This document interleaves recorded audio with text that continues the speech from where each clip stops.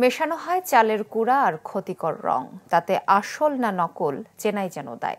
যা ঝকঝকে প্যাকেটে বাজারজাত করা হয় কাশ্মীরি মরিচ নামে। চট্টগ্রামে অস্বাস্থ্যকর নোংরা পরিবেশে ভেজাল মরিচ তৈরির এমন একটি কারখানার সন্ধান পেয়েছে ভোক্তা অধিকার। দেখে চালের কুড়া মনে হলেও আদতে এগুলো বাজারে যাবে হলুদ মরিচের গুঁড়া হিসেবে। রং মিশিয়ে যা বিক্রি হবে কাশ্মীরি মরিচ নামে। চট্টগ্রামের চাকতায় রাজাখালীতে হলুদ মরিচ এবং মশলা তৈরির এমন ভেজাল কারখানায় সোমবার অভিযানে যায় ভোক্তা অধিকার সংরক্ষণ অধিদপ্তর। এ সময় ভেজাল মরিচ তৈরির কাজকারবার দেখে বিস্মিত হন কর্মকর্তারা।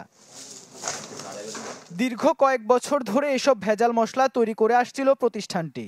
সবার চোখের সামনে দিনের পর দিন ভেজাল সামগ্রী তৈরি হলেও নেওয়া যায়নি কোনো ব্যবস্থা। যখন আমাদের এলাকাবাসী জানছি, আমরা নিজে ওনাকে বলছি এগুলো করিয়েন না। উনি বলছে, আমাদেরকে আশ্বাস দিচ্ছে, ঠিক আছে আমরা 2 মাসের মধ্যে আমরা এগুলো বন্ধ করে দেব। মালিকে জানে না যে এখানে যে 2 নম্বর চলছে, এগুলো জানে না। এগুলো যারা কর্মচারী আছে, কর্মচারী বিভিন্ন ধরনের এলাকা থেকে বিভিন্ন ধরনের মানুষের থেকে টাকা খাওয়ার জন্য এগুলো করে। একদম বসে করতে না পারে এগুলা, কিন্তু সবার ক্ষতি হবে। এটা যারা টাকা আছে তারা মরিচ যত দামেও কিনে খায়, আমরা তো খেতে পারবো না, এগুলো নিশ্চয় আমাদের খেতে হবে। ভোক্তা অধিকার আসার খবর পেয়ে মালিক মোশতাক পালিয়ে গেলেও প্রতিষ্ঠানটিকে 2 লাখ টাকা জরিমানা করা হয়। জব্দ করা হয় 7 কেজি ক্ষতিকর রং। 7 কেজি রং আমরা পেয়েছি। আপনারা দেখেছেন এই রংটা ব্যবহার করছে হলুদ এবং মরিচ।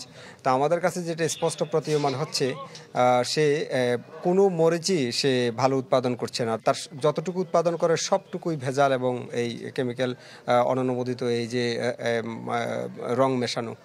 তো আমরা এর আগে এই প্রতিষ্ঠানটা আসলে এমন একটা জায়গায় আমরা এর আগে তথ্য পাইনি। যদি তথ্য পেতাম আমরা হয়তো আর একটু ভালো কাজ করতে পারতাম। আশপাশে এমন আরও বেশ কয়েকটি প্রতিষ্ঠান ভেজাল পণ্য তৈরি করছে বলেও জানায় ভোক্তা অধিদপ্তর।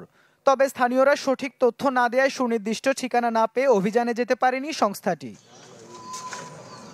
ইবেন মীর, চ্যানেল 24, চট্টগ্রাম।